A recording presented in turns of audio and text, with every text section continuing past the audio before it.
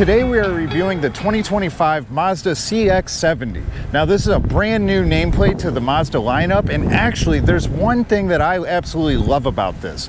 You know, back in the old days, Mazdas were all created in Japan. Now they're not. Globalization and cost saving changed all of that, but this CX-70 was. But this CX-70 is a little bit interesting for a midsize SUV. It doesn't have a third row. If you want the third row, you gotta go to the CX-90. Now, should you make that jump to the CX-90? Let's dive in and find out.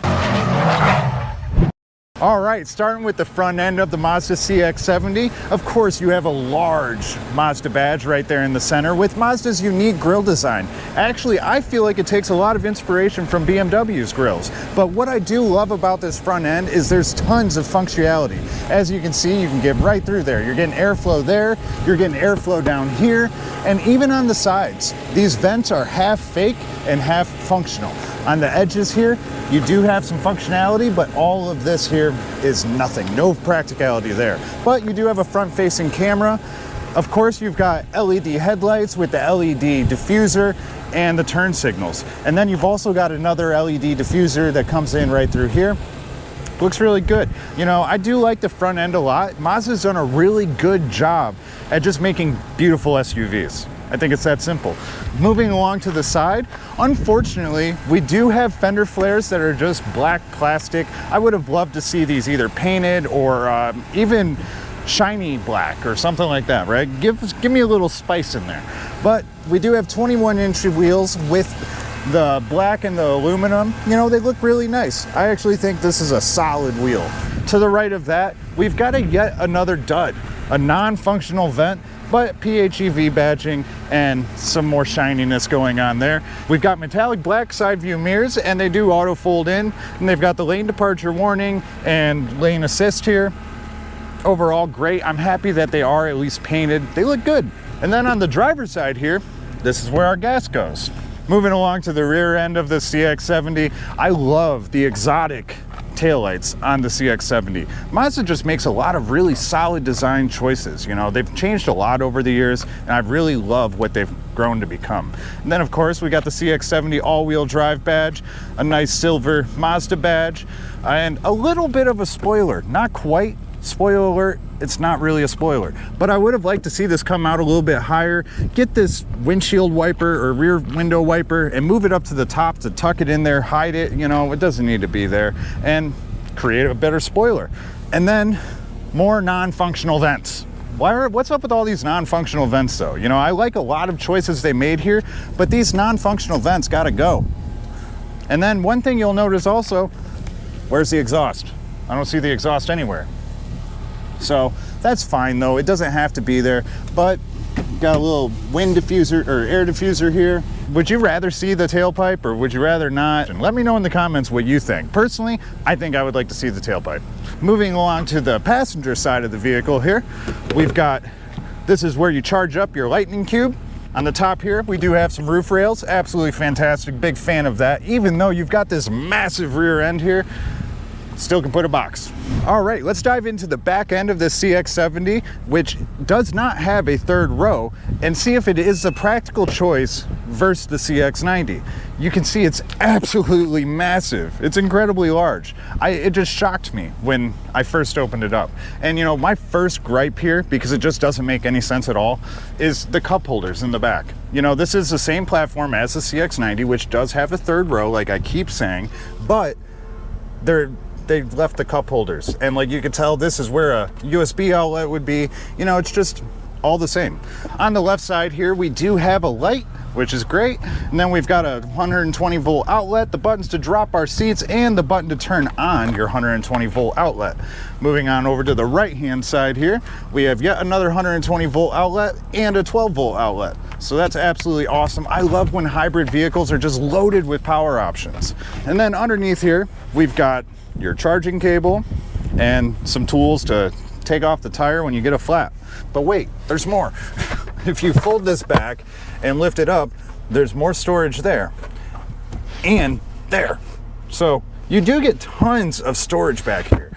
And I think that's really a good selling point. If you've got a family of 3 or if you've got a family of 4 and you want the comfort for your road trips and you need to be able to fit suitcases and duffel bags back here, you can hide some snacks down there, throw a Yeti bottle there, you know, you're just good to go. Tons of storage for the whole family. So I think it's really practical for a small family. Large family, obviously it won't work. All right, now because this CX-70 does have an electronic liftgate, we're gonna go ahead and test to see if Mazda is up to standards to not take off anybody's fingers. We've got our handy dandy eggplant here, and also, interesting note, both the Mazda CX-70 and our eggplant are made in Japan. So let's go ahead and test her out and see how she does. Is this taking off anybody's fingers? It's trying to. It's trying to. It squeezed on there and then it just kept going. Like you can see the lines. Like, yeah, I don't know. That might hurt a little bit. All right, now let's get into where the magic happens and see how this CX-70 stacks up. Right off the bat, I absolutely love how it looks. It looks absolutely fantastic. I love black and red. And then you've got this like lattice, or it almost looks like a chain link fence. These plating here, and then you've got a little bit of a darker metallic there. You know, it just looks really good all around. I love the black leather with the red leather and then the contrasting red stitching. And man, this is just so plush. Look at that. But on the left-hand side here, you do have your unlock and lock. You've got your side view mirror controls. You can fold in the mirrors if you like. And then you do have one-touch operation on all of your windows. Imagine that. Absolutely fantastic. And then you've got a 12-speaker Bose sound system. Hopping in here, it's a nice seat. I like it. You've also got a really big pocket there to put your junk food on those trips. But right here, you've got a nice steering wheel. Looks great. A little toot-toot action. But to the left of the steering wheel, you've got a little contrasting vents going on with this bronze color in the center here. And I like the stylization of this. It's just clean. It's very clean. All right, underneath the air vent on the left-hand side here, you've got a button that makes things a little bit quieter. And then your parking sensors, your traction control, this opens your gas cap, and then your trunk release, 2 memory seat functions, not on the door, they're right there, but hey, at least you have them. And then you've got 2 paddle shifters, also for regenerative braking, if you choose so. Behind your left stalk is your trip meter. And then your left stalk's very standard. Lights, turn signals, great. Your right stalk, very standard. Windshield wipers, rear windshield wiper. And then you've got your brightness display for your 12.3 digital gauge cluster. One thing that the S Plus has that the Premium Plus does not is this one just has a normal manual telescopic control. However, you do get tons of movement with this, so it's actually not bad at all. But the S Plus does have a power oscillating steering wheel. The steering wheel itself is all very standard. On the left-hand side, you've got your multimedia functions. On your right-hand side, you've got your driver's assistance functions. But now I want to talk about these seats because, man, they are comfortable. I really like them. The design is fantastic, too. Take a look at them. You've got a large black stripe running through in the center. It just looks good. I like this, like, burgundy red. You know, it's just really, it's a really welcoming color. And then you do have power seats for both your driver and your passenger. Your passenger does not have lumbar control, but your driver does. But one thing that I love about this CX-70, you get both heated and ventilated seats. And I'm going to tell you, the ventilation on this seat works almost better than any other ventilated seat I've sat in. So I'll give them that. The airflow is... As for the rest of the dash in this CX-70, I'm just going to keep saying it. It just looks really good. You've got this red burgundy leather running throughout the center, the soft touch molded plastic on the top here, you know, and then the metallic or silver running lines throughout. It's just really clean. And in the center here, as we all know that I just really love, we've got all of our physical controls for our heating and air, as well as our heated seats, our ventilated seats, our heated steering wheel, just all right there with this nice little display to let you know. And we do have dual climate. So if your wife's hot and you're cold, you can fix that, no problem. Moving on beyond that, we've got our M-Drive selector here. So this is for your sport mode, your normal mode, or your off-road mode. Now I will say, I don't think this is an off-road vehicle. I wouldn't take it off-road. If you're gonna take it off-road, you let me know in the comments because I'm gonna I want to know where you're going to take it. Please do. But up here, we do have a wireless charging pad. It can be a little bit finicky, but I'll tell you, it does work. And then we've got yet another 12-volt outlet. In here, it opens up. You got 2 big cup holders. They're just big enough for a Yeti. Your Mazda key looks fine, no problem. And then you got your gear selector. It is a little strange. You go to the left for park, and then you just got rear neutral drive. Your charging selector, your downhill acceleration control, then you've got your 360 camera button, and then this is your command center for your infotainment center. So this moves your menus around. You can also go left, right, up, down, and then, you know, music, home, back, electronic parking brake, auto hold, a physical volume knob, love that, and then your favorites button. Overall, it's actually extremely accessible, and I will say, even though I'm typically not a fan of these dials for your multimedia center and all of that, this one is very simple to operate, no problem whatsoever. You'll get used to it incredibly quick. We've got a nice soft center console here in that black to break up all of this red here. I love that it's just not covered in burgundy. You get black everywhere to just break it up a bit. And then it's a dual opening one. It's not very deep. You might be able to fit a few tacos in there, but not too much. 2 USB-C ports. And now, my favorite part, of course. You get in your rear view mirror, auto dimming rear view mirror with 3 home link buttons, your dome light controls for both your passenger side and driver's side, somewhere to put my sunglasses, and then a panoramic sunroof that opens. Another win over BMW. BMW's always got these roofs, but they never open. Just give me the air. All right, coming into the rear here, you've got the exact same stylization on your rear door as you do on your front door. I'll close it a little bit so you can see it better. And then also your back kids, they get a sunshade too, in case it's too bright and you just want them to take a nap so you can drive in peace. So gotta love that. You can fit 2 large water bottles in here, maybe a couple candy bars.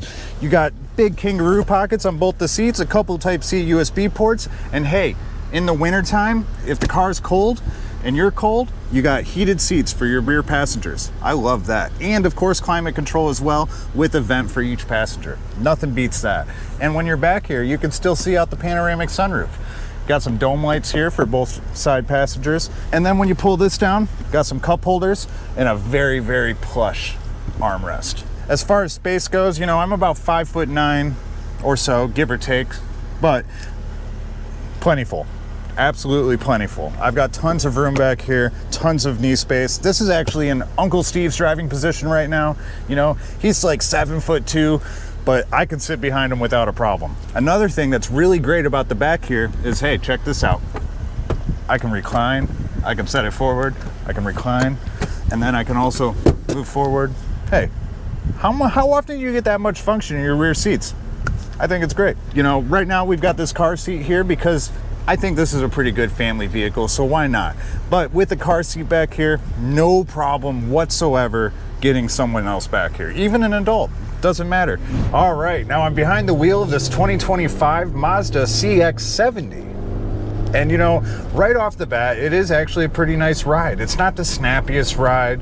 Every once in a while, the transmission does feel a little sluggish. Like the other day I was playing around with the manual shifting paddles, and you know, it was, transmission's not always quite responsive. But other than that, you know, the visibility is absolutely fantastic. I can see through everywhere. You know, the windows are large, especially the third windows in the back there. You know, so you can see right through those. I have no problem seeing what's around me, and it's just pleasant to drive. You know, it seems like it takes corners really well, but most of all, what I really like is just sitting in here. You know, it's actually, for a Mazda, it's gotten extremely luxurious. When you look at their SUVs, they're just really nice on the inside, and it just feels really nice. The steering wheel is fantastic. It's a little small, but overall the leather's really nice. It's soft. It's got the red stitching around it like we talked about, so it just looks great. And then you have other creature comforts too, of course, like the side panel here where you rest your elbow. It's nice and plush, same with the center. So it's just a pleasant riding experience. Even the seat position, you know, it's got a little bit shorter of a seating position because you're a little bit lower to the ground.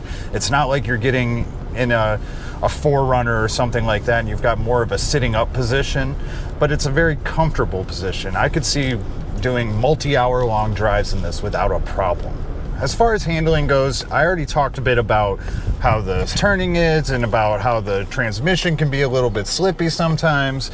But one thing I didn't touch on yet is the braking.